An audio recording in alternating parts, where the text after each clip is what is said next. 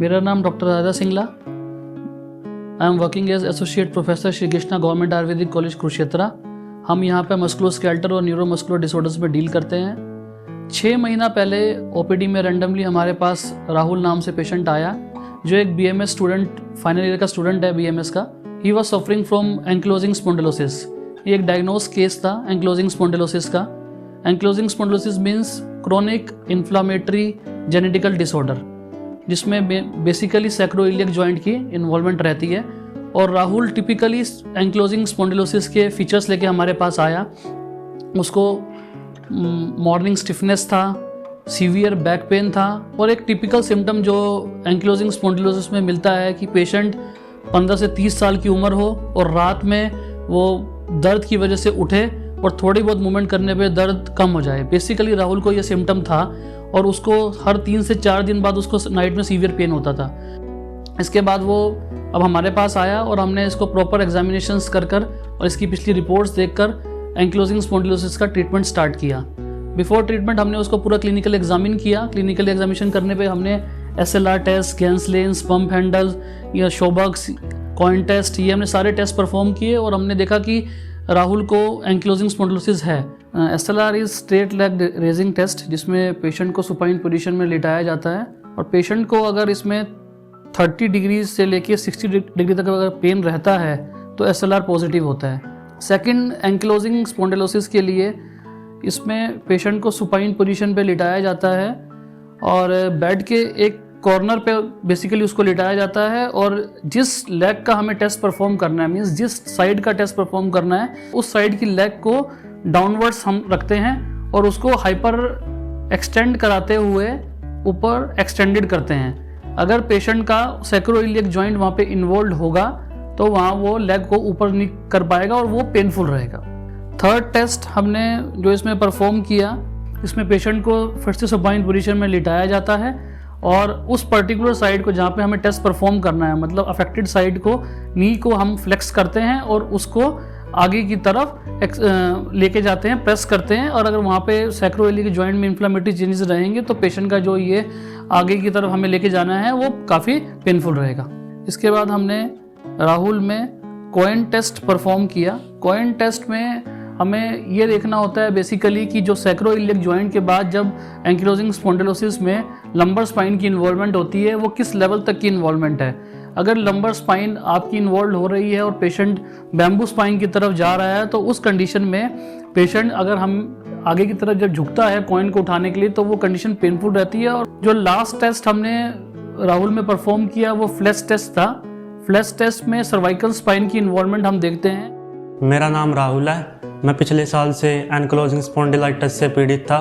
फिर मैं Shri Krishna government Ayurvedic college Kurukshetra में डॉक्टर राजा सिंगला सर से मिला और उनसे ट्रीटमेंट लिया मैंने।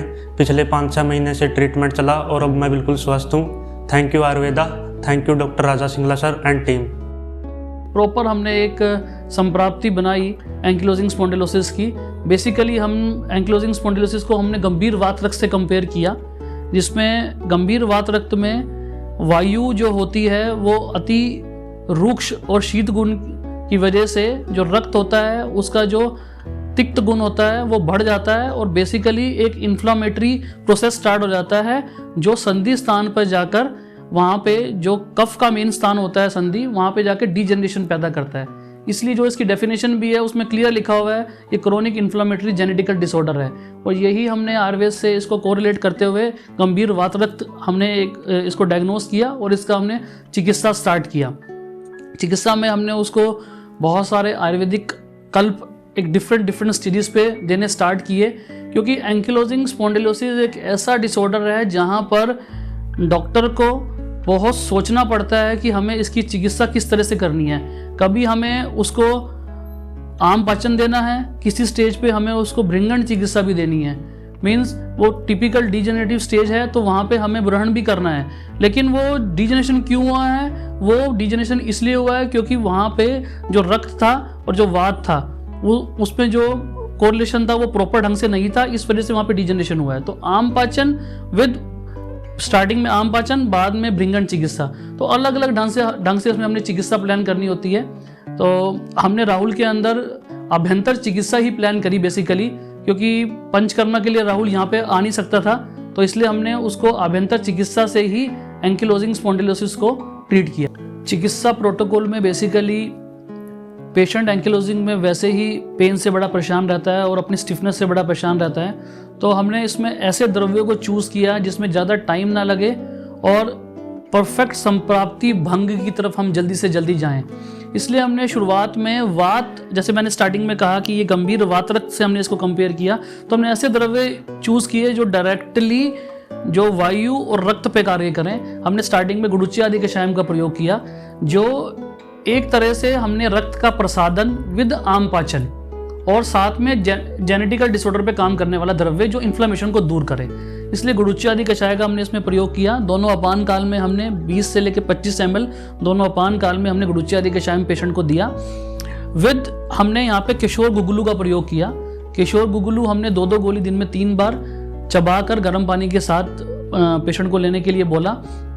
इसके साथ साथ हमने 20 से 25 दिन गुडुचि आदि कषाय में किशोर गुगुलू के बाद जैसे जैसे राहुल में स्टिफनेस कम होने लगी, उसकी जो डेली रूटीन की एक्टिविटीज़ हैं वो बेहतर होने लगी, फिर हमने पेशेंट की पर्टिकुलर फिर से एग्जामिनेशन करने के बाद हमने उसको हार श्रृंगार जैसे द्रव्य विद रसायन चिकित्सा इस पर डाला है। और आज की डेट में भी पेशेंट बहुत ढंग से अपनी डेली रूटीन की एक्टिविटी कर पा रहा है और नाइट वाली जो उसकी पेनफुल कंडीशंस थी, जो मॉर्निंग स्टिफनेस थी और जो जॉइंट की डिफॉर्मिटी होनी शुरू हुई थी, वो सब पेशेंट की रुक गई है। मैं एक चीज़ और बोलना चाहूँगा कि एंकिलोजिंग स्पॉन्डिलोसिस में इस वाले केस में हमने सिर्फ अभ्यंतर चिकित्सा ही प्रयोग करी, बट हम बहुत सारे केसेस में इसमें एक पर्टिकुलर आयुर्वेदा का जो चिकित्सा बताई गई है बस्ती, वो हम यूज़ करते हैं, जैसे गुडुचि आदि बस्ती, माधुतेलिक बस्ती, ये इन सब का हम प्रयोग करते हैं एंकिलोजिंग स्पॉन्डिलोसिस को ट्रीट करने के लिए।